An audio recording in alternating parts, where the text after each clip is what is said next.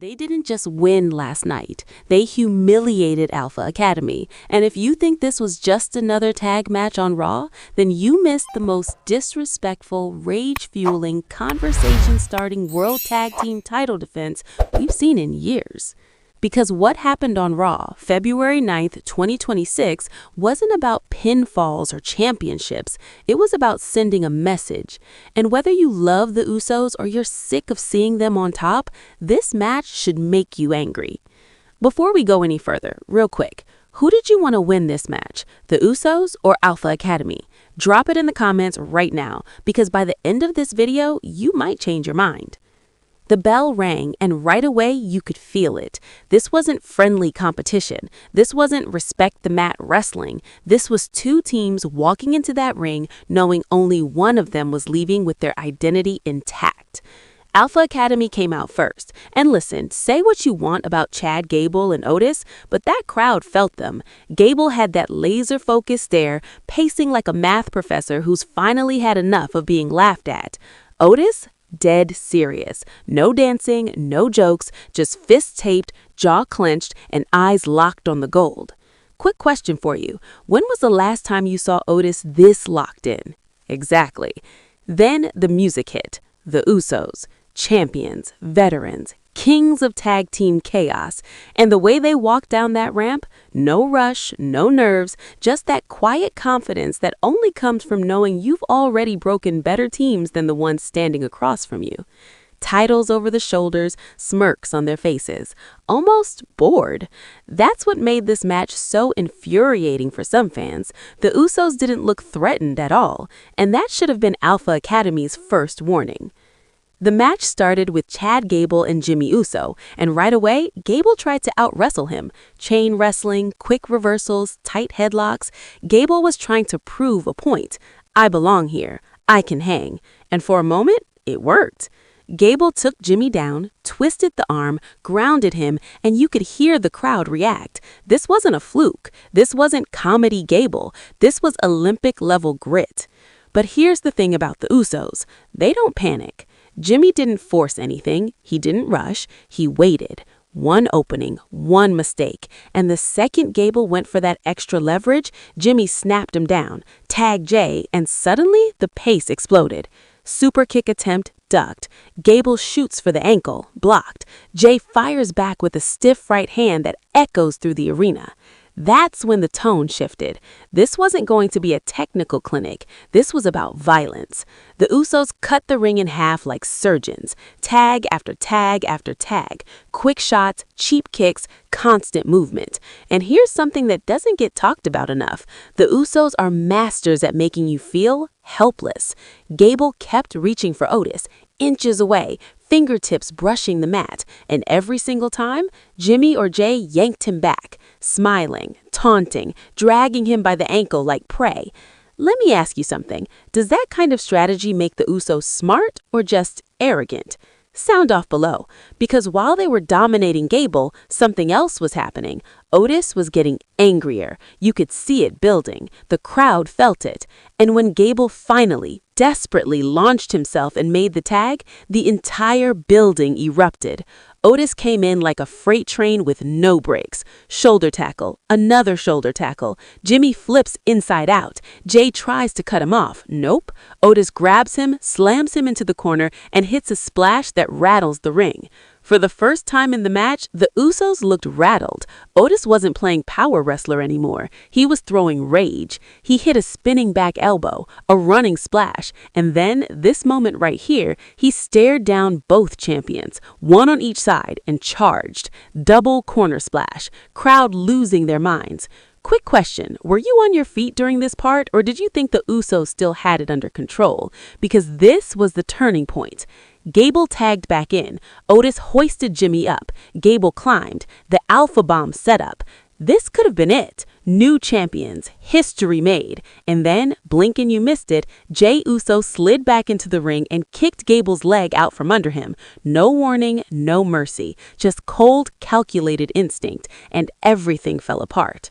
From there, the Usos went into full survival mode. They isolated Gable again. They targeted the knee. They slowed the pace.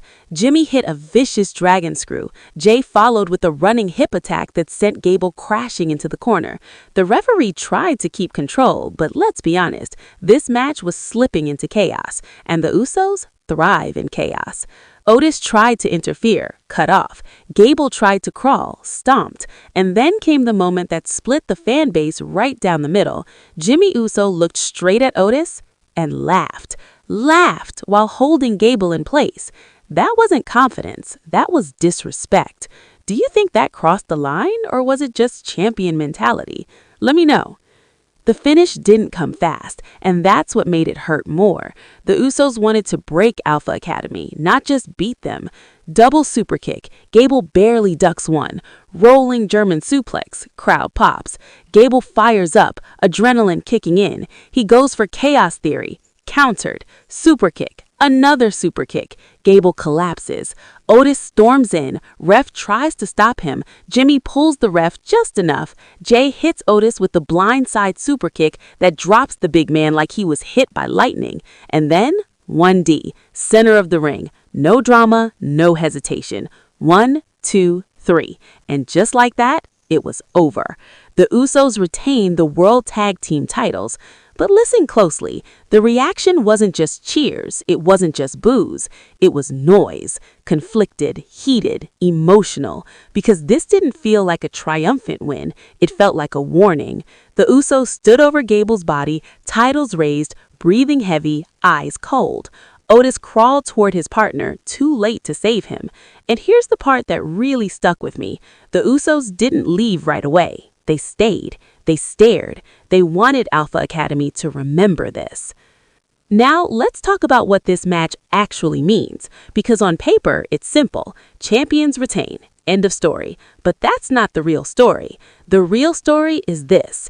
Alpha Academy proved they belong, and the Usos proved they're still ruthless enough to stop anyone from taking their spot. Gable wasn't a joke. Otis wasn't comedy relief. They pushed the champions to their limit, and still, it wasn't enough. So here's the big question. Where does Alpha Academy go from here? Do they get another shot? Do they evolve? Or was this their ceiling? And on the flip side, how long can the Usos keep winning like this? Because eventually, that arrogance, that disrespect, it catches up to you. Let me throw another one at you. Do you think the Usos are the greatest tag team of this era, or are they overstaying their dominance? No fence sitting, pick a side. Because matches like this are why tag team wrestling is alive on Raw. This wasn't filler. This wasn't predictable. This was war. And whether you loved it or hated it, you're still talking about it. That's power. That's why this match matters. But here's what's really going to get people arguing in the comments. Did the Usos win because they're better or because they're smarter? Because let's be honest, Alpha Academy had moments where they out-wrestled them, out-powered them, out-hustled them. But the Usos, they out-thought them. They bent the rules. They controlled the tempo. They knew exactly when to strike. And that's what champions do, even when it makes you mad. Final question, promise. If you were booking Raw next week, would you run this back or move Alpha Academy in a different direction? Because after a match like this, there's no going back to comedy skits and throwaway wins. This was a statement from both teams. The Usos are still the standard. Alpha Academy is done being overlooked. And the World Tag Team titles, they've never felt more important. If this match made you angry, excited, or straight up yelling at your screen, then share this video with someone who needs to hear it. Because Ring Rumble isn't here to play it safe. We're here to talk about the matches that hit hard, divide fans, and change the game. And this was one of them. And we're not done yet, because once the camera stopped rolling and Raw moved on, the real fallout from this match started setting in, and this is where things get uncomfortable for a lot of fans. See, this wasn't just a title defense. This was the Usos drawing a line in the sand. They didn't escape with the championships. They didn't steal a win. They took it. And that changes how everyone in the tag division has to look at them going forward. Let's talk about Chad Gable for a second, because if you walked away from this match thinking, well, Alpha Academy lost, so nothing really changes, then you weren't paying attention.